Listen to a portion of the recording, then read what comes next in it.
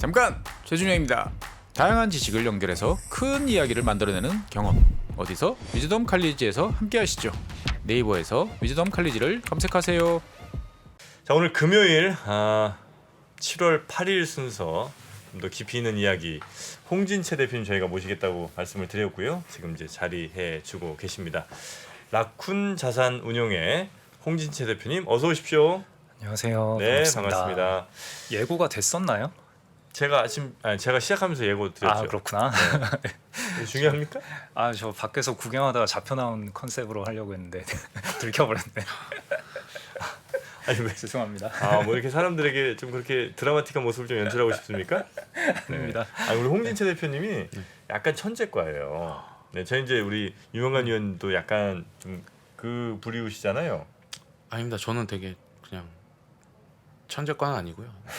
노력과라고 해주세요. 노력. 네, 노력형 천재과. 네, 우리 전 아주 평범한 사람. 네. 하여튼 뭐 두 분의 오늘 이야기가 굉장히 전 재밌을 거라 기대합니다. 두 천재가 만나면 어떤 이야기들이 또 벌어질지. 우리 유명관 의원도 예. 오늘 뭐 그냥 본인의 전문 분야인 콘트 이야기 하셔도 좋고 아니면 네. 그냥 듣다가 궁금한 내용들, 뭐 잘 이해 안 되는 내용들 그냥 과감하게 네. 물어보시면 좋겠다는 생각이 좀 듭니다. 자, 우리 오늘 홍진채 대표님과 함께 오늘은 어떤 이야기를 주로 좀 나눠주십니까? 제가 급하게 섭외가 돼가지고 어떤 얘기를 할지 고민하시다가 네, 조금 고민을 했는데 보통 요즘에 일단 경기 안 좋은 건 다 얘기하고 계실 거고 네. 장 안 좋은 건 뭐 다들 알고 계실 거고 그럼 그 얘기는 하시나요? 이제 뭐 재고 뭐 채찍 효과 뭐 이런 얘기 혹시 채찍 좋아하죠? 네, 저는 아파서 안 좋아하는데 그렇습니까? 네, 채찍 좋아하시는 근데 거 채찍 효과라는 게 있다는 거죠? 네. 채찍이 이제 조금 앞에 휘두르면 뒤에는 크게 이렇게 휘둘러지는 그걸 말씀하시는 건가요? 예, 그렇기도 하고 앞에서는 이제 반대 방향으로 꺾었는데 뒤쪽에서는 위로 올라가고 뭐 이런 거. 그런 것도 네. 이제 채찍 효과군요. 네. 네. 그런 그런 걸 통해서 그러면 네. 하반기 이야기를 좀 해주시는 건가요? 네, 이제 제가 느끼기에 어떻게 표현하는 게 좋을까 고민을 했는데 게임이 후반전으로 들어왔다. 게임이? 네, 그게 좀 적절한 표현 아닐까 싶거든요. 그 지금까지 저희가 상반기 동안 집중했던 포인트랑 이제부터 집중해야 될 포인트가 조금 달라지지 않을까 이런 생각이 조금 들고요. 지금까지는 뭐 CPI나 아니면 그러니까 물가가 얼마나 올랐을지 지표가 어떻게 발표가 될지 아니면은 연준이 FOMC 끝나고 금리를 얼마나 올릴지 이런 게 관전 포인트였잖아요. 네네. 근데 이제는 제가 느끼기에는 물가는 조금은 피크아웃하는 느낌이 들고 근데 이제 하반기부터는 이제 그동안 쌓아놨던 재고들을 어떻게 처리를 할 거냐 네. 이게 좀 더 이슈가 되지 않을까 그런 생각이 좀 들고 네 그래서 일단 그 얘기를 먼저 좀 해보면 좋을 것 같습니다. 게임은 후반전이다. 뭐 말씀하시려고 그랬던 것 같은데요? 아니 그게 아니라 저도 하반기 전망 지난번에 썼을 때 네. 사실 저는 재고를 가장 위험한 위험 요인으로 좀 썼어요. 뭐 리스크 길게. 팩터 여러 개가 있는데 그 중에 네. 이제 재고가 가장 위험하다. 네, 그래서 되게 저도 같은 생각을 갖고 있고요. 역시 천재끼리는 통한다. 아니, 저는 뭐 그냥 데이터를 보고 이게 좀 이상하다라고 느껴가지고 네 일단 물가는 언젠가 잡힐 거라고 저도 개인적으로 보고 있었고 근데 이제 기업들이 이게 실적이 좋아질 수 있는지에 대한 네. 의구심이 저도 재고 쪽에서 계속 의심이 생겨서 근데 재고는 네. 뭐 사실 이제 어떤 재고가 뭐 분야별로 많이 다르겠습니다만 예를 들면 자동차 이런 거는 지금 재고가 없어서 난리라는 거잖아요. 그리고 그것도 조금 바뀌는데 일단 그래요? 말씀하시죠. 네. 네. 그리고 이제 지금까지 있었던 여러 문제들이 공급단에서의 이제 뭐 여러 가지 물류 문제라든지 그런 문제들이 생겼던 거잖아요. 맞습니다. 정확합니다. 그러면 그거는 수요는 별 문제 없는데 공급에서 뭐가 자꾸 안 되니까 이제 수요는 살아 있는데 그 재고가 한마디로 좀 전체적으로 없었다는 얘기로 저는 이제 이해를 했는데 그게 아니라 그렇죠. 재고가 지금 네. 너무 많다는 거예요? 이제 좀 많고요. 네. 근데 수요는 좀 꺾이는 중인데 공급은 정상화가 되고 있고 그래서 나중에는 이제 재고를 어떻게 털어낼 것인가를 가지고 서로 다투는 일이 이번 하반기에 우리가 목도하게 되지 않을까. 근데 그게 좀 잘 풀리면 좋겠고 잘 안 풀리면은 안 그래도 경기가 안 좋은 와중에 이거를 더 안 좋은 쪽으로 꺾어버릴 수 있다. 그런 우려가 있고요. 네. 네. 네, 아무튼 정리를 네, 되게 핵심을 잘 짚어주셔가지고 너무 좋네요. 네. 네. 자, 좋습니다. 그러면 이제 두 분이 계속해서 데이터도 보고 하실 테니까 재고가 지금 어느 수준이라 그 말씀을 꺼내셨는지 그 얘기 좀 네. 꺼내주실 수 있을까요? 일단은 네, 재고 얘기를 하기 조금 전에 일단은 그 물가가 조금은 꺾이는 것 같다라는 얘기를 먼저 좀 하면 좋을 것 같아요. 물가? 네, CPI가 원래 3월에 피크를 치고 4월, 5월에 피크아웃을 할 거라는 기대를 했다가 이게 피크아웃을 하지 않고 오히려 더 높게 나오는 바람에 네. 저희가 충격을 많이 받았고 연준에서도 빠르게 금리 인상을 되게 공격적으로 하고 이러고 있는데 CPI의 선행지수라고 볼 만한 것들이 몇 가지가 있어요. 네, 일단 CPI 이전에 그 공급단에서 하는 PPI라는 지수가 있는데 PPI 네. 지표가 이미 조금 꺾였고요. 그 다음에 ISM 제조업 지수라는 게 있는데 네. 제조업 지수 뭐 53이었나? 그 매월 첫날 발표가 되잖아요. 근데 거기에 세부 항목을 쪼개 볼 수가 있는데 거기에 ISM의 프라이스라는 지수가 있어요. 그래서 ISM 제조업 물가 지수인가? 뭐 그런 게 있는데 그 지표가 또 꺾였고요. 네. 그리고 지금 뭐 단적으로 당장 이제 유가도 빠졌잖아요. 네. 유가도 이제 100% 언저리까지 내려왔고 이제 이걸 뚫고 내려가느냐 마느냐 하고 있고 그다음에 유가가 지금까지 이렇게 내려오지 못하게 했던 요인으로 그 미국에서 오일 리그 개수, 그러니까 오일을 파는 유정 개수가 네. 늘지 않는다 이런 게 있었는데 원래 2014년경이었나요? 그때쯤에 미국에서 셰일 오일이 개발이 많이 되면서 유가가 급락을 했잖아요. 그 이후로 유가가 조금 오를 듯 하면은 항상 그 유가의 상방을 막아버리는 요인이 오일 리그가 있었는데, 늘어났던? 네, 그 셰일 리그를 캐는 거는 다른 뭐 심해 유전이나 아니면은 그 사우디의 사막의 유전 캐는 이런 거랑 좀 다르게 그냥 들어가서 파이프라인 꽂고 수평으로 가스 뿌리고 뽑아내고 이렇게 하면 되거든요. 네. 그래서 이게 설비 투자도 많이 안 들고 이게 한 2년 정도 뽑아내고 나면은 이제 다음 유정으로 또 옮겨가고 이렇게 해요. 그래서 그 셰일 리그는 설비 투자 의사 결정이 되게 단순하고 그래서 유가가 좀 올랐다 싶으면 돈 좀 벌겠다 싶으면은 바로 투자가 늘어났거든요. 네. 근데 이번 사이클에서 이번에 작년 말 올해 초 유가가 올라오는 사이클에서 셰일 리그가 올라가지 않았어요. 네, 올라오긴 올라왔는데 원래는 이렇게 빠졌다가 이렇게 확 올라오는 시기였다면 이번에는 이렇게 빠졌다가 이렇게 약간 고개는 들었지만 올라오는 속도가 한참 늦었던 네. 그런 게 있었고 그러니까 기존에 저희가 뭐 ESG 같은 걸로 이제 구시대의 에너지원 투자를 하지 마라 이런 얘기를 워낙에 많이 했었고 그러니까 이런 회사들이 투자를 하는 거를 되게 두려워했었고 또 이제 테이퍼링도 되고 그 당시에 작년 말 시점에는 테이퍼링 되고 금리도 이제 오르려고 하니까 그 셰일 리그 플레이어들이 리그 투자를 하는 걸 되게 꺼려했었죠. 네네. 그러면서 유가가 되게 많이 올랐는데 지금 시점에서 보면은 그 리그 카운트가 되게 많이 올라왔어요. 예전보다는 각도가 완만하긴 하지만 원래 각도가 이랬어야 했다면은 네. 이 정도 각도로 올라오는 건데 어쨌거나 많이 올라오고는 있고요. 그런 걸 보면은 이제 그 셰일 리그 투자를 하는 업자들도 이 유가가 빠지는 게 쉽게 빠지진 않을 거고 그리고 여기서 어느 정도 하락하더라도 우리의 채선성은 충분한 것 같다. 이런 판단이 들지 않았나라는 생각이 들고요. 네. 그래서 오일 리그 늘어나면은 이제 러시아가 할 수 있는 게 그렇게 많지가 않아져가지고 이제 WTI 유가는 어느 정도는 우려를 좀 접어도 되지 않을까라는 생각이고 그 다음에 곡물가도 이제 많이 빠지고 있고 네. 기타 구리 가격들 구리라던가 금속 가격도 많이 빠지고 있고 그러니까 원래라면은 그 작년 하반기에 그 FOMC에서 의사록을 보면은 인플레가 일시적이다라는 얘기를 계속하다가 작년 12월인가에 그 멘트가 삭제가 됐거든요. 그러니까 이게 일시적인 건 아니고 좀 더 길게 갈 수 있는 것 같다라고 전망을 했었는데 네. 그러다가 이제 원래라면은 지금쯤에는 CPI가 뭐 한 6 정도로 내려와 있어야 될 것 같은데 근데 그때 2월에 이제 전쟁이 터지고 러시아가 되게 그 미국이 힘들어할 포인트를 되게 잘 공략을 한 거죠. 그러면서 또 생각외로 전쟁이 장기화되고 러시아도 아마 거기까지는 기대를 못했을 거예요. 네. 그러면서 인플레이션이 원래는 지금쯤 빠졌어야 했는데 그게 한 번 더 튀었다가 이제 빠지는 국면이 된 거 아닌가 그런 생각이 들고요. 그리고 아마 이런 얘기를 해주신 분들은 많을 거예요. 그 연준이 할 수 있는 일이 수요를 촉진하거나 죽이는 거지 연준이 공급망 이슈에 대해서 연준이 할 수 있는 일은 별로 없다. 네네. 라는 얘기를 많은 분들이 해주셨을 거고 저도 마찬가지로 동의하고요. 그래서 지금 작년까지 인플레이션은 공급망 불안으로 생긴 건데 거기에서 연준이 뭐 돈을 된다고 해서 죽어있던 공급망이 살아날 것도 아니고 였는데 연준도 사실 그걸 잘 알고는 있는데 그렇다고 해서 연준이 우리는 할 수 있는 게 없습니다라고 말을 할 수는 없잖아요. 그렇게 말을 하는 순간 시스템은 붕괴되거든요. 그렇기 때문에 연준은 우리가 쓸 수 있는 카드가 많다. 우리는 예의주시하고 있고 우리는 할 수 있는 모든 일을 할 거다라는 메시지를 계속 던지면서 아마도 제 추측에는 그냥 시간이 흘러가기만 기다렸던 거 아닌가라고 생각을 하고요. 그리고 시간이 지났더니 이제 이게 꺾이는 지표가 나왔죠. 네. 네, 그래서 그 연준은 공급망을 어찌할 수 없으니까 수요를 어떻게든 누르는 쪽으로 선택을 해서 이제 수요 공급 밸런스를 맞추는 선택을 했고, 근데 이제 공급망은 이제 코로나가 거의 해소가 되면서 자연스럽게 풀려 나가는 느낌이고, 러시아 사태의 영향도 어느 정도는 소화돼 가는 중이고, 그런 와중에 이제 연준이 금리를 빠르게 올렸으니까 이제는 수요에 좀 타격이 오고 있잖아요.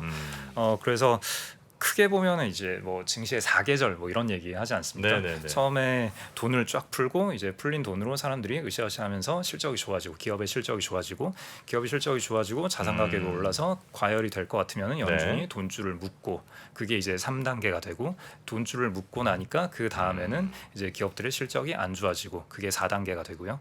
그 다음에 기업이 실적이 안 좋아지고 나면은 또 먹고는 살아야 되니까 또 돈을 풀고 해서 다시 1단계로 넘어가고 뭐 금융장세, 뭐 역금융장세, 네, 실적장세, 그쵸. 역실적. 네. 우라가미 군요 아닙니까? 뭐 그쵸. 네, 고맙습니다. 좋습니다. 네. 네. 그래서 거기에서 이제는 3단계에서 4단계로 넘어가는 그림인데, 그래서 이제 CPI의 선행지표가 될 지표들은 좀 피크아웃을 하는 모습을 보이고 있고 수요도 연준의 의도대로 꺾이는 모습을 보이고 있기 때문에 이제는 4단계에서 주목해야 될 모습들을 봐야 될 것 같은데, 근데 이게 뭐 그렇게 썩 좋은 그림은 아니다라는 거죠. 일단 아까 말씀드렸던 그 ISM 제조업 지수라는 걸 보면은 거기에 세부 항목 중에 일단 그런 것도 있어요. 그 지금 공급망이 풀려가고 있다는 게 그 네. 세부 지표 중에 서플라이어 딜리버리라는 게 있어요. 그게 그 공급자들이 얼마나 필요한 거를 제때 유통을 해주느냐인 건데, 그러니까 우리가 어떤 원자재를 주문을 했을 때 이게 네. 우리 공장에 도착하기까지 얼마나 걸리느냐인 건데, 그게 한 70 정도 되게 높은 수준이었다가 60 얼마로 좀 빠졌어요. 그러니까 아까 말씀하신 대로 물류 차질이라는 게 바로 그 ISM의 서플라이 딜리버리라는 지표로 나오는 건데 이것도 빠지고 있고요. 그러니까 여러모로 그 기존에 우리가 되게 고통받았던 공급 교란은 해소가 되고 있는 중이다라는 힌트가 여러 가지로 잡히고 있고요. 네. 근데 이제 ISM 제조업 지수에서 그 재고라는 지수가 있고 신규 주문이라는 지수가 있어요. 신규 주문은 기업들이 얼마나 새로 주문을 넣었냐라는 거고, 재고는 이제 각 생산자들이 얼마나 재고를 축적을 해놨냐라는 건데, 그래서 그 지표를 볼 때 ISM 신규 주문에서 재고를 뺀 값, 그 값들을 쭉 추적을 하는 차트가 많이 있거든요. 네. 네, 근데 그게 지금 되게 높았다. 그러니까 뭐 한 55, 60 이 정도가 됐다가, 그러니까 말씀하신 대로 주문은 되게 많이 하는데 생산을 못해서 재고가 못 따라오고 있었단 얘기죠. 네. 근데 이게 최근에 거의 제로 수준까지 빠졌다가 이번에 얼마더라? 신규 주문이 49.2로 빠졌고요. 네. 근데 재고가 56이었어요. 마이너스예요. 마이너스죠.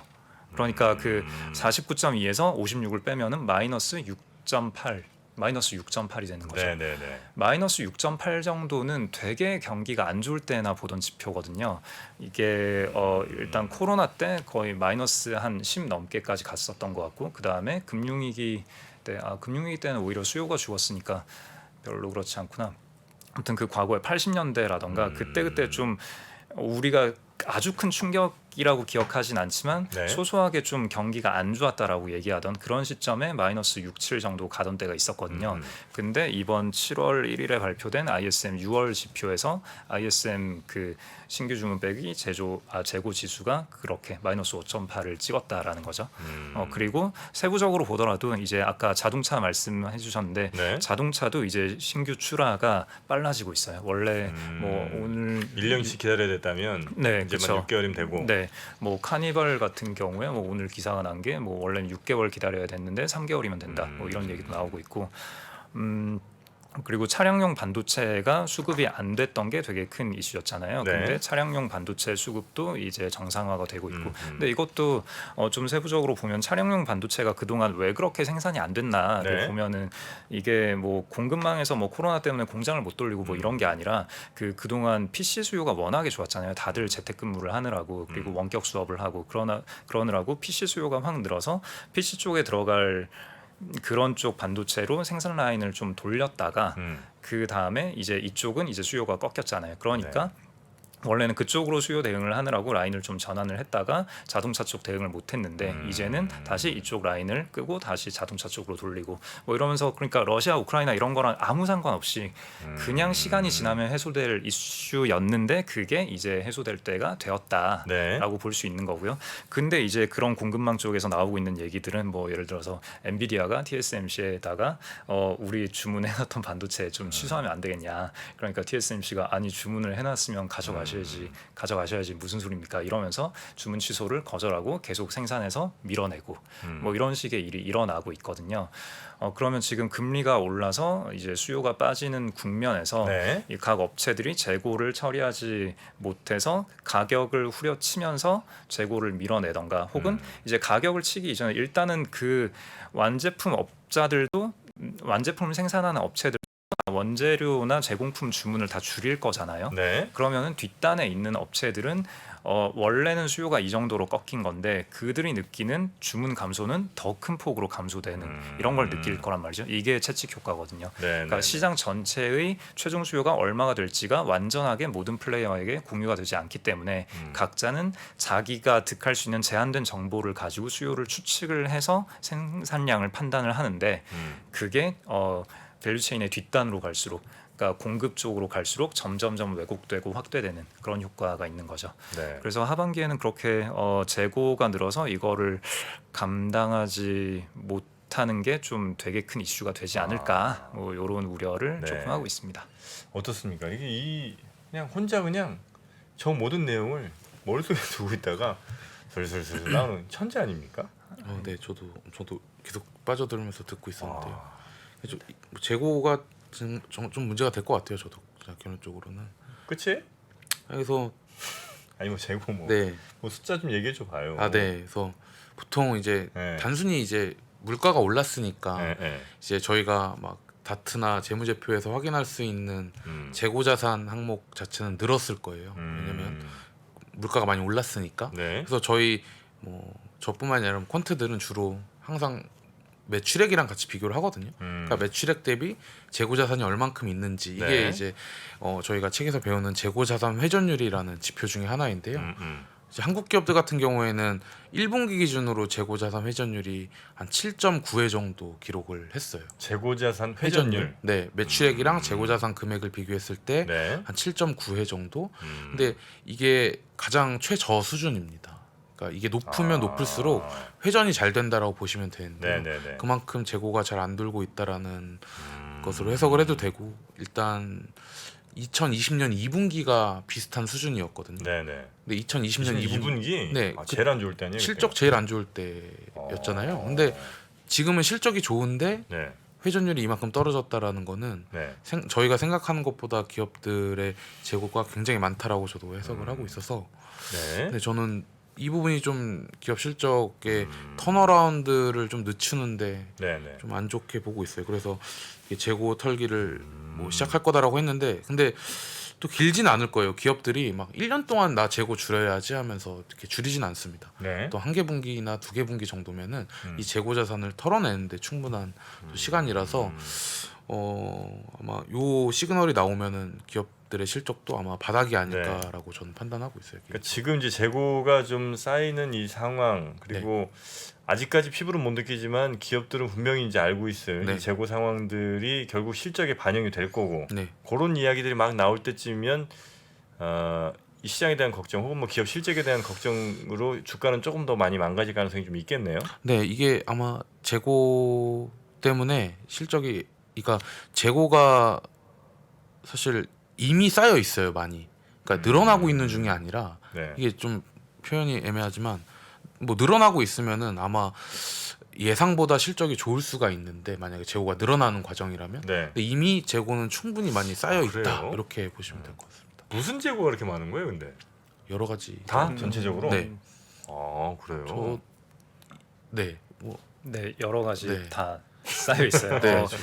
의류랑 그 ISM 거기 사이트에 가면 이제 세부적으로 어떤 쪽에 재고가 쌓여 있는지가 나오는데 네. 의류랑 또 하나 그 두 개 항목에서는 두 개 섹터에서는 재고가 없는데 그 이외의 여러 섹터들 뭐 IT나 자동차나 우리가 생각할 수 있는 뭐 머신너리 기계라던가 뭐 그런 대부분의 섹터에서는 재고가 아주 많이 쌓여 있다라고 합니다. 그래요? 그리고 예, 위원님 말씀하신 대로 이게 뭐 재고가 갑자기 늘어나고 생산을 늘려서 재고가 늘어나고 이런 게 아니라 생산은 그냥 기존에 하던 대로 계속 하고 있었는데 근데 신규 주문이 확 줄어가지고 이제 재고가 많이 쌓이게 보이는 뭐 이런 거라고 볼 수 있을 것 같아요. 그래서 거의 교과서적인 채찍 효과를 우리가 목도하고 있는 거 아닌가 그런 생각이 들고요. 그럼 가격은 금방 빠지겠네요. 예를 들면 소비자 가격 이런 것들도 재고가 근데 그렇진 항상 않아요? 이게 소비자 가격은 또 그렇게 빠르게 내려오진 않잖아요.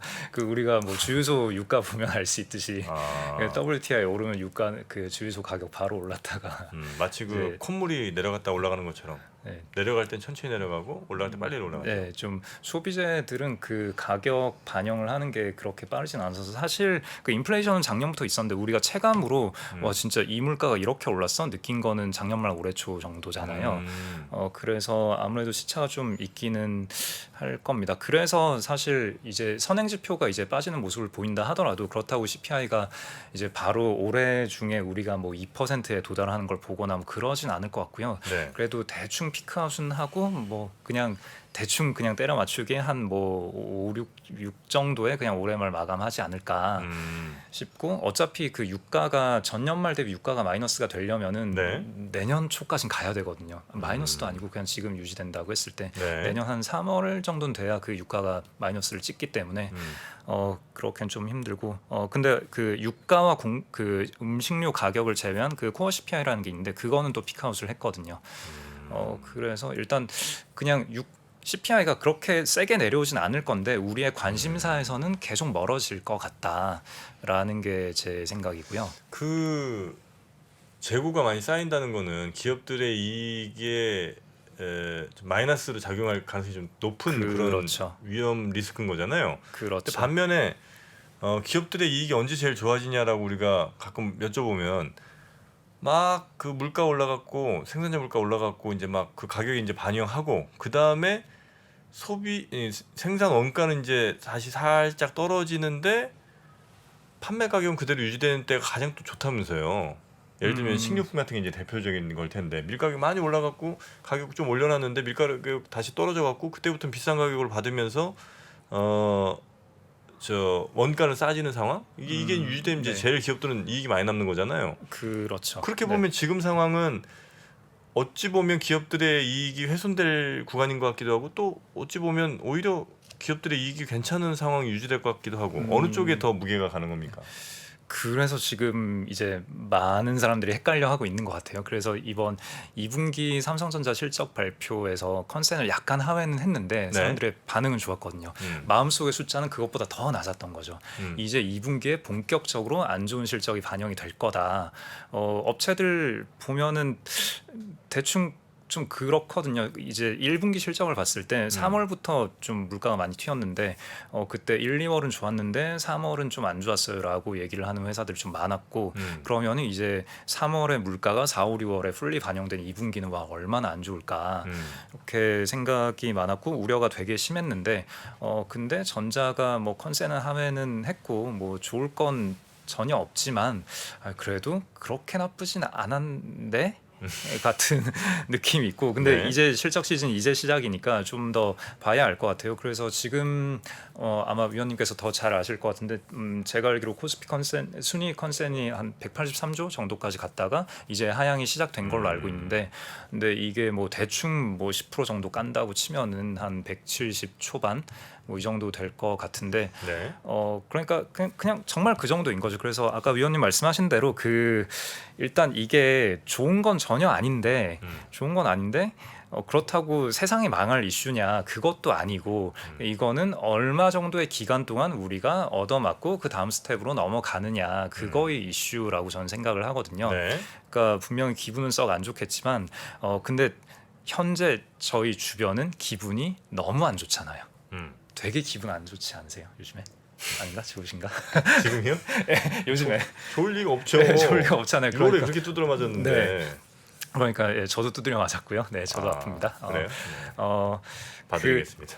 네, 지금 이제 주변에 보면은 네. 온갖 그러니까 주식을 그동안 많이 경험하지 않았던 분들조차 뭐 식당에서 뭐 옆 테이블에서라던가 막 이제 경기가 침체되고 세상이 망한다더라 주식 다 팔아라 뭐 이런 얘기가 좀 되게 쉽게 오가는 모습을 볼 수가 있거든요. 네네네. 제 주변에서도 주식 쪽이 업종이 아닌 분들 사이에서도 그렇게 보면은 센티멘트는 일단은 굉장히 안 좋은 쪽으로 갔다라는 거고 근데 이제 아까 말씀하신 대로 어떻게 보면 이거는 뭔가 이제 재고 조금만 털어내고 나면은 그리고 수요가 그렇게 나쁘지 않다면은 좋아질 수도 있는 건데 그러니까 얼마의 기간 동안 우리가 이 아픔을 감내해야 되느냐의 이슈인 거지 세상 망하니까 주식 다 팔아라 라는 건 아니지 않을까 싶거든요.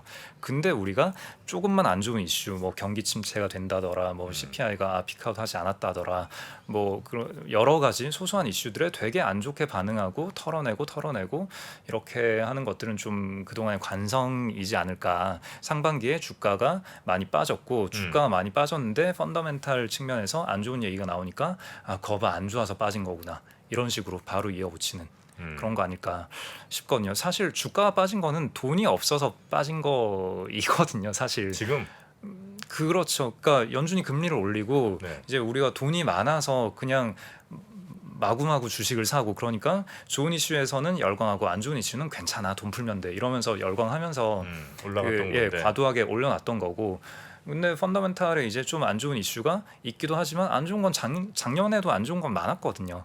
그럼에도 불구하고 계속 이제 사댔던 거는 주머니 사정이 넉넉했던 건데 지금은 이제 주머니 사정이 안 좋으니까 그러니까 조금 안 좋은 이슈에도 쉽게 주식을 팔아대고 하게 되는 거죠. 그러니까 이 시점에서 우리가 이제 요게 이제 제가 드리고 싶었던 말씀인데 네. 현재 우리의 관전 포인트가 뭐냐, 우리는 뭘 봐야 되는 거냐라고 했을 때 이제 제가 이런 얘기를 쭉 하면은 이제 항상 돌아오는 반응은 그러면 이제 뭐 2,200이면 바닥 찍는 거냐, 그럼 아니면 하반기는 여전히 볼 거 없는 거냐, 하반기 반등은 기대하기 어려운 거냐, 혹은 더 빠질 수 있는 거냐, 뭐 이런 질문을 항상 받는데 네. 그건 저도 모르는 거고요. 네, 알았으면은 뭐 잘 피했겠죠. 아무튼 뭐 적당히 잘 피하긴 했는데 네. 그래도 맞긴 맞았고 아무튼 딴 얘기고요. 가끔 이 천재들 특징이에요. 혼자 말하는 거. 세상에. 천재들 보면 혼자 맞지 네, 이렇게 해서 이렇게 다 오래전하는. 저는 혼잣말은 잘 안 합니까? 네, 안 합니다. 네, 아무튼 일단은 우리가 어떤 게임을 하느냐 네. 이거를 좀 정리를 해야 될 것 같은데 제가 40분까지 시간이 있죠. 22분 남았는데 또 혼자 말하는. 네, 한 5분 정도 시간을 주시면은 제가 좀 잠깐 저 좀 보시고요. 여기요. 네. 여기요 나왔네. 네, 여기요 나왔습니다. 말씀하시고요. 네, 매크로를 타겟팅해서 사타파라타 하는 게임이 어떤 게임인지를 우리가 조금 생각을 해볼 필요가 있을 것 같아요. 네. 그러니까 조금 이제 원론적인 얘기를 좀 해보자면은 만약에 우리가 어떤 게임을 한다고 해보고요. 그래서 일주일에 한 번씩 시장을 예측해서 다음 주에 시장이 오른다 혹은 떨어진다 예측을 해서 맞추면은 1% 벌고 틀리면은 0.8% 깨지고 뭐 이런 게임을 한다고 해보죠. 쳐요. 네. 그러니까 뭐 굳이 이 숫자인 이유는 뭐 1년에 52주가 있고 1년에 코스피 수익률이 뭐 대충 뭐 좋게 봐서 한 10% 연평균으로 뭐 원래는 한 7, 8 정도 되긴 하는데 네. 7 정도인데 그냥 계산하기 쉽게 10 정도라고 보고 52주로 나누면은 그럼 대충 일주일에 0.2 정도 되잖아요. 그러니까 이제 좋을 때 1, 안 좋을 때 마이너스 0.8 하면은 퉁치면 0.2가 되잖아요. 네네. 그래서 우리가 대충 이런 게임을 한다 치고 그럼 이거를 잘 맞추면은 우리가 이기는 거잖아요. 잘 맞추면은 시장이 1년에 10% 올라도 우리가 1%만 계속 잘 맞추면은 1년에 뭐 50%도 벌 수 있는 거고 네. 그런 거잖아요. 그러면은 맞출 확률 우리가 좀 센스가 있다. 잘 맞추는 사람이다. 그래서 맞출 확률이 한 60% 정도라고 치고 그러면은 틀릴 확률 40%. 그러면은 이래저래 계산하면을 뭐 1에다가 0.6 곱하고 마이너스 0.8에다가 0.4 곱하고 하면은 그러면 6에다가 마이너스 32 빼고 하면은 0.28 정도 돼요. 네, 마이너스 40. 뭐가요? 네. 0.28%. 그러니까 이 게임의 기대 수익률이 자 수학은 네. 같이 좀 해줘야 됩니다. 우리 네. 선생님. 0.28 지금 계산됐어요? 아니요, 저 따라가느라 조금 저 어려운 상황이에요. 저 밀리면 안 돼 우리가. 수학과인데 수학과 이 사람은 죄송해요. 자 정리를 할게요. 뭐가 0.28인데? 좋을 때 1, 안 네. 좋을 때 마이너스 0.8. 네. 확률 0.6. 좋은 거 맞출 확률 0.6. 틀릴 확률 0.4. 그러면은 1 곱하기 0.6 하면은 0.6이죠. 네. 그리고 마이너스 0.8 곱하기 0.4 하면은 8, 4, 32. 그러니까 0.6 빼기 0.32 빼면은 0.28. 0.28. 그렇죠. 아. 네. 그러니까 네. 네 됐어요 네. 여기까지는. 이 기대값 0.28짜리 게임인 거예요. 그러니까 이거를 52회를 반복을 하면은 그러면 대충 1년에 15% 정도를 벌어요. 네. 그럼 직관적으로 와닿죠. 그러니까 1년에 10%짜리 버는 게임인데 여기서 왔다 갔다를 내가 잘 했으면은 15% 번다는 얘기인 거죠. 네네네. 이게 시장 수익률 대비 초과 수익이라는 거죠. 우리는 그걸 하고 싶어 하는 거잖아요. 근데 문제는 그 한 번 거래를 할 때마다 거래 수수료와 세금이 나가잖아요. 네. 수수료가 뭐 대충 0.015 곱하기 2라고 치고 그러면 0.03. 그럼 0.03에다가 네. 세금이 0.24인가요 지금? 매년 바뀌어가지고 모르겠는데 네. 0.24라고 치고 그러면은 0.24 세금 더하기 0.03 수수료 네. 더하면은 0.27이죠. 음. 그러니까 아까 기대값 얼마였죠? 기대값 0.28짜리 게임이었잖아요. 네. 근데 거기에서 0.27을 거래 한번 할 때마다 빼야 되는 거예요. 그러면은 얼마 남죠? 0.01. 그렇죠. 0.01. 네. 0.01짜리를 내가 1년 동안 반복하면은 얼마 벌까요? 한 1%? 0.5% 버나? 0.5% 벌 네. 거예요. 50조라고 치고. 네. 그러니까 물론 복리로 하면 조금 더 늘어나겠지만 복리로 해도 대충 0.5가 못 되더라고요. 버네. 네. 못 벌죠. 그러니까 우리가 매크로를 보고 이렇게 네. 어떻게 될 거야, 이제 장이 어떻게 될 건데 이제 바닥 찍었냐, 반등하냐, 이거를 계속 질문하는 게임이 이런 게임이라는 거죠. 그러니까 이거를 60% 확률로 맞추는 것도 엄청 어려운 거거든요. 엄청 어려운 건데 그걸 맞춘다 하더라도 네. 왔다 갔다 하면은 남는 거 없는 게임이다라는 거죠. 하지 말란 얘기예요? 그러니까 이거를 근데 네. 그렇다고 매크로를 아예 안 볼 거냐 그건 네. 또 아니잖아요. 그러면 내가 털리는데 왜 털리는지도 모르잖아요. 네. 그러니까 보기는 보는 건데 이제 제가 드리고 싶은 말씀이 이거를 보는 이유가 그래서 다음 주에 시장 오를 건데 떨어질 건데 이거 맞추기 게임을 하기 위해서 보는 게 아니다라는 거죠.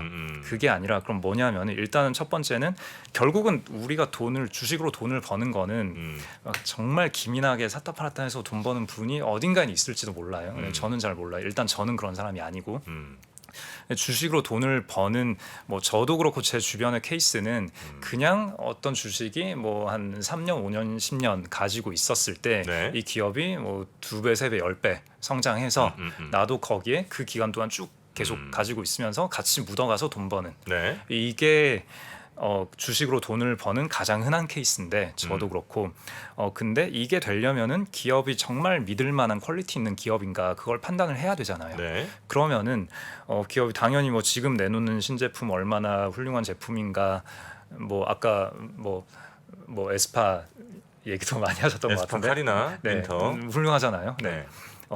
그러니까 그런 걸 보는 것도 한 방법이겠지만 또 여러 가지 대외 변수, 이 대외 변수는 우리는 이제 시장에 참여할 거냐 마느냐를 가지고 많이 고민을 하겠지만 이 네. 기업들 입장에서는 정말 생존을 위한 정말 눈앞에 피부로 느껴지는 변수들인 거잖아요. 그러면 이런 변수들을 맞이했을 때 예를 들어서 물가가 많이 올랐을 때 이 회사는 얼마나 원가 통제를 잘 하는가, 그다음에 재고가 남아 돌 게 우려가 되었을 때 이 회사는 저희는 재고 미리 다 털어서 없는데요 라고 좋은 실적을 낸다던가 네. 그러니까 기업이 대외 변수에 맞춰서 얼마나 좋은 실적을 내느냐 그런 게 오히려 이럴 때일수록 더 드러난다라고 저는 보거든요. 그러니까 사실 좋을 때는 다 같이 좋잖아요. 주식시장 네네. 참여자들이 다 같이 돈을 버는 것처럼 기업도 좋을 때 다 같이 좋은 실적을 내거든요. 근데 그때는 이게 회사가 잘해서 잘한 건지 그냥 좋은 시기에 좋은 자리를 잡고 있어서 잘한 건지가 잘 드러나지가 않는단 말이에요. 네. 근데 이런 시기에 회사가 남들은 다 뭐 원가 올라서 힘들어하고 있는데 이 회사는 잘하고 있다. 그런 모습을 보여준다면은 내가 이 회사를 3년, 5년, 10년 믿고 가도 되겠네라고 판단할 근거가 하나씩 더 생기는 거죠. 네. 그러니까 이제 우리가 해야 될 일은 그렇게 길게 믿고 갈 회사를 구분을 해낼 수 있는 그런 기업의 퀄리티를 파악하는 일을 하는 거고 그걸 하기 위해서 현재 매크로가 어떤 상황이냐라는 거를 보는 게 의미가 있다라는 거죠. 그리고 또 여기에 더해서 그런 매크로한 이슈 때문에 주가가 많이 빠졌고 그럼 이런 훌륭한 회사들도 도매급으로 다 같이 빠지잖아요. 그러면은 요럴 때 오히려 그러니까 모든 주식이 다 그렇다는 얘기는 아니고 네. 그런 회사들 보통 그런 회사들이 남들도 다 좋아하기 때문에 주가가 되게 비싸거든요. 근데 요럴 때는 이런 같이 회사 도매급으로 넘어간다. 네, 도매급으로 빠져 있기 때문에 평소에 사고 싶었는데 못 샀던 회사들 요럴 때 뭐 조금씩 담아가기 시작하면 그러면은 좋지 않을까, 그런 기회로 활용해야 하지 않을까라고 생각을 하고요. 물론 그렇다고 해서 여기서 더 안 빠진다는 얘기는 전혀 아니에요. 근데 지금 보면은 제가 뭐 요 근래 뭐 방송 나와서 뭐 장 좋아 보입니다 이런 얘기는 한 적이 없는 것 같은데 요즘 들어서 그런 되게 좋은 회사인데 되게 싸요? 좀 그런 케이스가 많아요. 진짜 뭐 정말 너무 많다, 물반 고기반이다 이 얘기는 아닌데, 진짜 아니 이 귀하신 분이 왜 이런 누추한 가격에 계십니까? 나오셨을까? 예, 그런 종목들이 꽤 보여가지고 네. 이젠 좀 맘 편하게 주식을 살 수 있는 그런 때가 된 걸로 개인적으로 느끼고 있어요. 아, 그렇습니까? 네. 근데 이제 일단 아까 뭐 아까 해주신 얘기인데 좀 시간이 좀 지났습니다만 돈을 풀어서 주가가 올랐잖아요. 지금 이제 돈 쪼여서 시장이 떨어지는 거라면서요. 근데 우리가 주가 30% 빠질 만큼 돈을 쪼였나요? 그렇진 않잖아요. 조금 쪼였는데 너무 많이 빠진 건 아니에요? 그래서 제 걱정은 앞으로 더 쪼일 거잖아요. 그러면 경기도 이미 침체에 들어온 것 같고 돈도 더 줄이고 그러면 지금보다 판판이 훨씬 더 많이 박살날 일들이 남아 있는 거 아닌가? 라는 걱정. 네, 좋습니다. 네, 그 충분히 필요한 걱정이고요. 그래서 이제 우리가 어떤 플레이를 하느냐의 문제인데, 그래서 이제 시장 맞추기 게임을 하느냐라는 관점에서 본다면은 말씀하신 대로 그런 앞으로 일단 돈을 그 주가 하락한 만큼 돈을 줄였냐라는 건 이제 또 조금 더 할 얘기가 있는데, 아무튼 이제 주가 맞추기 게임을 한다라고 봤을 때는, 그러니까 시장 지수 맞추기 게임 한다라고 봤을 때는 앞으로 더 하락할 여지도 충분히 많이 있거든요. 말씀하신 대로 이제 돈을 더 많이 쪼일 거고, 그 다음에 이제 재고 때문에 더 쇼크가 날 수도 있고, 지금 뭐 코스피로 보면은 순이익 전망치가 뭐 180조에서 이제 170. 근데 170에서 그치라는 법은 없잖아요. 160, 150 갈 수도 있는 거고, 안 좋을 때는 뭐 한 70조도 뽑아냈었으니까. 그리고 아까도 뭐 말씀 나누셨겠지만 이제 반도체가 이제 완연히 다운 사이클로 들어가 있고, 그리고 외국인 투자자가 보기에도 한국은 아까도 그 말씀 하셨잖아요. 다른 방송이었구나. 아무튼 그 외국인 투자자는 그 반도체 안 좋으면은 한국에서는 그냥 자금을 다 인출을 하잖아요. 그리고 그거에 더해서 한국은 이제 대외 의존도가 굉장히 높은 나라고 수출 의존도가 높은데, 수출 의존도 높은 나라인데 이제 글로벌 수요는 안 좋아지고, 수요는 안 좋아지는데 이제 대한민국 자체가 무역 적자가 지금 3개월째 나고 있으니까 좋을 게 하나도 없네 하고 이제 돈 다 빼가는 거고, 그럼 여기서 뭐 이제는 다 빼간 거야, 이제는 반등이야라고 얘기할 요소는 뭐 없죠. 뭐 누군가는 얘기할 수 있고 그 말이 맞을 수는 있겠지만 네, 그런 플레이를 할 수는 없는 거고, 근데 우리가 좀 그러니까 그 훌륭한 회사들은 사실 금리 좋을 때도 훌륭하고 금리 안 좋을 때도 훌륭하잖아요. 그리고 그 뭐 3년, 5년, 10년 지나면은 어차피 그 기간 사이에 금리가 돈을 풀 때도 있을 거고 돈을 안 풀 때도 있을 거잖아요. 그러니까 돈 푸는 것만 가지고 보면은 뭐 이렇게 된다 하더라도, 근데 그 기업들은 이렇게 성장을 해 있을 거기 때문에 우리는 요 잔물결 플레이는 모르겠다라고 하더라도, 이걸 모르겠다라고 해서 우리가 할 수 있는 게 아무것도 없다는 얘기가 없는 게 아니라는 얘기인 거죠. 제 질문은 지금 이제 매크로를 봐야 되는 이유를 이제 말씀해 주셨잖아요. 매크로를 봤을 때 이만큼 이제 전체적인 시장이 빠졌을 때는 정말 괜찮은 친구들이 아주 저렴한 가격에 거래가 되니 이때 이 친구들을 조금씩 사 모으면 나중에 꽤 큰 이익을 볼 수도 있지 않겠느냐는 그 아이디어, 뭐 전 매우 이제 공감을 하는데 지금이 충분히 많이 싸졌다고 판단하신 거는 이제 그런 매크로 이유들로 이제 판단하신 거잖아요. 네. 근데 제가 그냥 말씀 듣고 또 이런저런 뉴스를 통해서 본 매크로 상황은 금리는 더 올라갈 거고, 그러니까 즉 돈은 더 쪼일 거고, 그 다음에 경기는 조금 전 말씀 주셨던 것처럼 기업의 이익들은 더 줄어들 가능성이 꽤 지금 높은 상황에 와 있는 것 같고, 그러니까 즉 매크로 상황은 더 안 좋아질 것으로 더 예측되는 일들이 많이 있는데, 그러면 이 상황에서 우리가 들어가야 될 이유가 도대체 어디서 우리는 찾을 수 있냐는 거죠. 네, 네, 좋습니다. 그리고 지금 댓글창도 보면은 지금 장이 이렇게 안 좋은데도 역시 방송하는 사람들은 사라는 얘기나 하고 있네. 뭐 이렇게 지금 댓글창에 올라와 있어요. 좋아요. 네. 화났어. 천재는 아니에요, 화나면 아니에요. 저렇게 돼요. 아니에요. 천재는 화나면 좋아요. 좋아요. 가봅시다. 이런 천재들 대표적입니다. 자, 사란 얘기 아니고요. 사란 얘기 아닙니다. 네, 아까부터 계속 얘기했잖아요. 그러니까 시장에 진입할 거냐 아니냐, 네. 그 게임 하면 안 된다고. 네, 자 말씀하신 거 다 맞아요. 네, 그래서 펀더멘탈은 계속 앞으로 안 좋아질 거고. 네. 자, 근데 지금까지 이제 과거 증시를 봤을 때 경기가 안 좋을 때 주가가 오른 적도 많고 경기가 좋은데 주가가 빠진 적도 많아요. 그러니까 우리가 이 전체 증시 맞추기 게임을 할 거냐라고 했을 때 저는 거기에 대해서 할 말이 하나도 없어요. 그건 안 한다. 네. 네, 저는 뭐 지금 시장에 들어가야 됩니다. 지금 뭐 나와야 됩니다. 뭐 지금 아직 괜찮습니다. 버텨야 됩니다. 뭐 전 모르겠고요. 저는 그런 말 안 해요.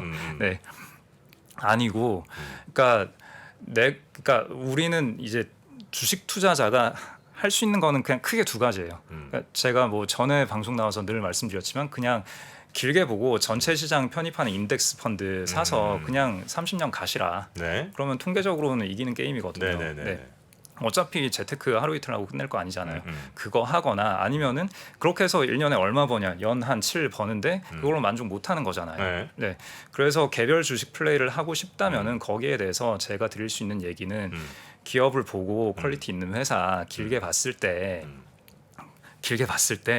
좀 기업이 커질 수 있는 이제 그런 회사들을 잘 집어서 가면 되는데, 그게 지금 뭐 2만 원에 사서, 그러니까 나중에 뭐 한 10만 원 갈 거라고 봤을 때, 네. 10년 후에 10만 원 갈 거라고 봤을 때 2만 원에 사면은 뭐 5배 벌겠죠. 3만 원에 사면 3배 버는 거고. 네, 3만 원에 사면 3배 버는 거고. 네. 근데 만 원에 사면 10배 버는 거고. 네. 8천 원에 사면은 뭐 10배 이상, 뭐 12.5배 버는 네. 거잖아요. 네. 그러니까 그런 거죠. 현재의 가격 변동이라는 거는 그렇게 받아들여야 한다는 거죠.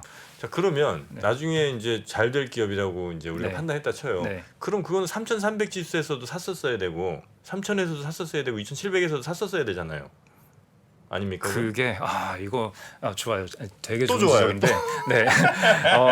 이게 그게 있어요. 그 미래 가치를 네. 많이 땡겨오는 회사일수록 네. 금리 변동에 되게 취약해요. 그래서 이건 다른 분들이 많이 말씀하시죠. 많이 하셨죠. 뭐 밸류에이션 높은 기업들이 네. 뭐 대표적으로 네. 뭐 그런 사례. 예. 그러니까 그게 이제 이거 공식으로 풀면은 지금 손 풀 떨어, 손 시간도- 떨어. 공식으로 풀 특징이야. 시간도 없고 손 떨려. 하는데 이게 역산을 할 수가 있어요. 네. 이 기업의 현재 부여받은 이 가격에서 네. 이 기업을 내가 예를 들어서 앞으로 한 20년 성장할 거라고 전망을 했다면은 네. 그 내 전망치를 가지고 역산을 했을 때 20년 보유 기간 동안 그 내 예측이 다 맞았다면 예측이 다 맞다면은 20년 보유했을 때 내 기대 수익률이 얼마인가 이걸 계산을 할 수가 있어요. 네. 제가 책이 9월에 나오나? 아무튼 거기 죄송해요 또 혼잣말. 아무튼 그 있는데 그렇게 봤을 때 네. 되게 10년 후에 10년 후, 20년 후, 30년 후에 모든 낙관적인 가정을 다 땡겨 오더라도 네. 한 8% 기대 수익률 그 정도가 나올 때가 있거든요. 네네. 그러면은 좀 애매하잖아요. 아니, 내가 30년 동안 이 회사에 내 돈을 묶어두겠다라고 내가 각오를 한 건데 8% 벌려고 그 짓을 하나. 그러려면 뭐 한 10% 후반은 벌어야 될 거잖아요. 그 30년 묶어둘 거면은. 네.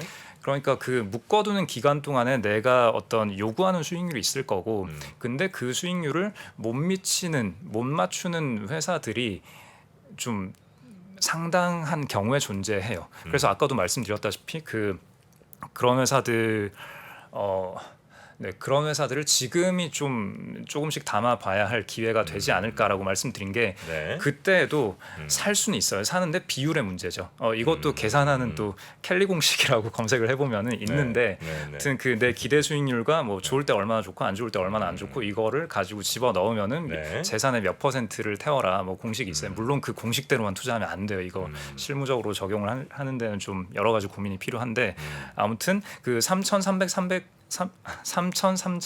시점에서도 그때 이제 기대 수익률이 뭐 1% 혹은 마이너스가 나오는 회사들이 있었을 거예요. 그런 회사들은 당연히 사면 안 되죠. 되고. 이건 다 이제 미래 뭐 30년 후에 고성장을 전망하는 회사들에 대한 얘기예요. 네. 그럼에도 불구하고 그 회사들 사이에서도 좀 차이는 있다는 거죠. 그래서 장기 기대 수익률 뭐 1% 미만 혹은 마이너스 이런 회사들은 애초에 살 가치도 없는 거고, 네. 네, 뭐 한 8 혹은 11 좀 애매하잖아요. 네네. 이런 거는 그냥 애매하니까 그냥 조금만 사고 그러다가 이제 지금 정도가 되면은 그런 회사들 지금 다 반토막 났잖아요. 네. 반토막 났으면은 그러면은 그 전에 3,300일 때 내가 계산했을 때 장기 기대 수익률이 한 뭐 9 정도 나왔다면 지금은 한 18 정도 나올 거란 말이에요. 그러면 지금 감사합니다죠. 자, 그러면은 이제 아까 질문 주신 걸로 네. 돌아가서 여기서 더 빠진다. 근데 진짜 그런 훌륭한 회사다. 그래서 도매급으로 같이 빠진다. 그러면 기대 수익률이 얼마가 될까요? 한 25% 이렇게 그렇겠죠. 되겠죠. 네. 너무 감사한 거죠. 아, 감사한 거다. 네. 어떻게 요 아이디어는 많이들 공감을 하시는 거죠? 네, 우리 유 저도 의원님도? 이렇게 아까 엄청 확률 게임 뭐 이런 식으로 네. 계산을 해주신 부분이 실제로 아마 네 이득을 볼 수가 없을 거예요. 샀다 팔았다를 많이 하시면은. 네. 그래서 시장 맞추기 게임은 뭐 참여할 필요가 없다라는 부분은 저도 되게 동의를 하는 부분인데 한 가지 조금 다른 대표님하고 다른 의견은 그래도 맞추려고 저는 노력을 해야 된다라는 입장이에요. 시장을 네. 그러니까 이거에 이 게임 그러니까 예를 들어서 혼난다 이제. 혼날 돈을 거야, 이제. 벌고 돈을 잃고를 저희가 참여할 필요는 없지만 네. 이 시장이 앞으로 어떻게 될지에 대해서는 충분히 한번 뭐 한 주 단위든 매일 단위든 생각을 하면은 전망하면서 가야 된다. 네 그러면은 투자 수익률에 저는 굉장히 도움이 될 거다라고 네 그러니까 물론 이제 뭐 지수나 시장을 맞추는 게임을 해서 돈 뭐 투자를 하라는 말씀은 아니고요. 이 시장을 어쨌든 예측하려고 노력을 하고 이해하려고 노력을 하면은 조금 도움이 되지 않을까라는 생각은 저는 갖고 있어요. 네, 그래서 동아리 거두시고. 네, 그렇죠. 그리고 뭐 정프로님께서도 아까 네. 왜 그러면은 이게 지금 사면 30% 빠지면 어떻게 했냐 뭐 이런 경기 침체가 오면 뭐. 예. 근데 이게 그냥 저는 어떤 관점이냐면 여러 가지 여러 타입의 투자자가 있겠지만 저는 사실 주가가 제일 빠르다라고 보는 입장이거든요. 아, 주가가 가장 빨리 반영한다. 네, 그래서 지금 아마 걱정하고 계시는 많은 것들이 지금 주가에 많이 녹아져 있지 않을까라고 보고 있는 거죠. 근데 주가보다 더 선행하는 게 그러면 저 선물 있잖아요. 아니 그건 뭐 조금 기술적인 그건 좀 다른 건가? 네, 다른 뭐 상품에 대한 문제고요. 그러니까 저희가 뭐 네, 그렇습니다. 네. 아니 뭐 우리나라 주가를 그래도 조금 더 먼저 간다고 하는 게 뭐 수출 뭐 이런 게 조금 더 먼저 가지는 않습니까? 그렇지 않나요? 주가가 가장 앞서가요? 그러니까 뭐 위원님께서 훨씬 더 잘 아시겠지만 그런 타이밍들이 있어요. 그 경기가 침체될 때 방어하는 그 섹터와 스타일이 있고 그다음에 이게 턴할 때 먼저 빠르게 가는 섹터들이 있고 또 뭐 최근 같은 경우에는 뭐 유가 올랐으니까 이제 정유주 같은 회사들이 뭐 많이 방어를 해줬고 또 뭐 전통적인 방어주 유틸리티 통신주 뭐 이런 회사들이 또 방어를 잘 해줬고 그래서 그런 스타일 인베스팅 플레이를 또 전문가들은 많이 하시고 네. 그래서 그렇게 하는 거를 뭐 전 말리진 않고요.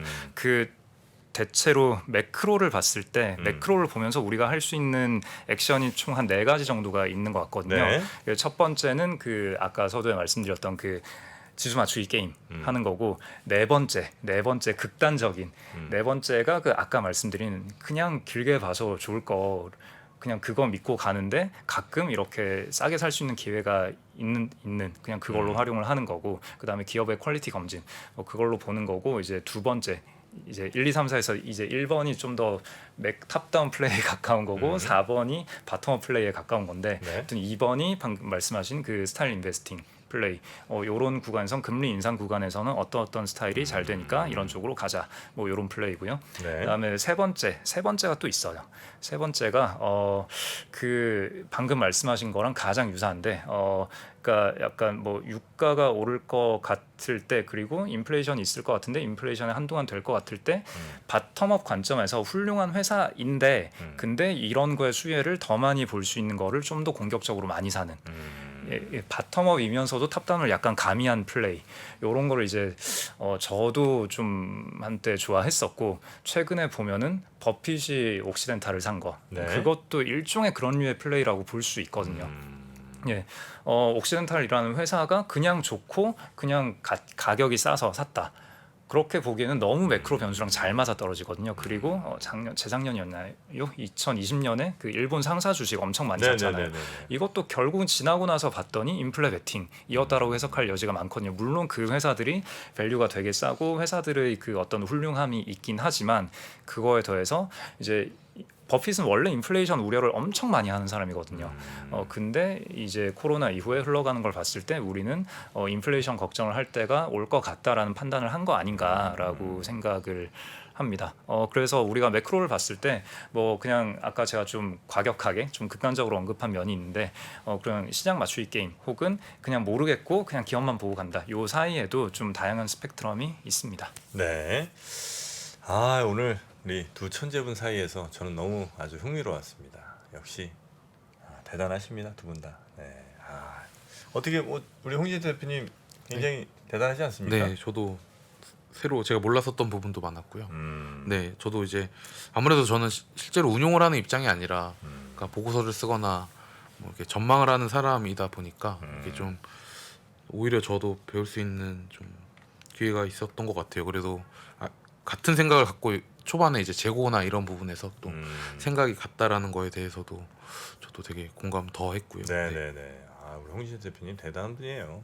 네, 그건 좀 알아주셔야 됩니다. 네, 알고 있습니다. 네, 충분히 엄청 유명하죠. 없습니다.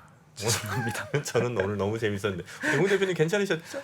네, 저는 쓸데없는 얘기 많이 해서 저는 재밌었는데 보시는 분들이 재밌으셨을지. 네. 자, 우리 홍진 대표님 다음 한번 기회에도 또 모셔서 오늘도 아직 뭐 완벽히 결론은 다 못 내신 것 같긴 한데 이렇게 한 번씩 모셔서 투자에 대한 이야기 또 우리 개인 투자자들이 어떻게 또 대응하는 게 좋을지 이런 얘기들 한 번씩 좀 여쭤보도록 하겠습니다. 네, 감사합니다. 네, 오늘도 고생 많으셨고요. 다음 기회에 또 뵙겠습니다. 고맙습니다. 감사합니다. 네. 투자 with the 스타 본선 2라운드 총 7명의 치열한 경쟁 지금 바로 시작하겠습니다. 자, 본선 2라운드 주제는 바로 향후 가장 유망하다고 생각되는 산업과 탑픽을 선정하라. KB증권 신동준 상무님 모셨습니다. 파이널 라운드에 진출할 4명의 참가자가 오늘 결정됩니다.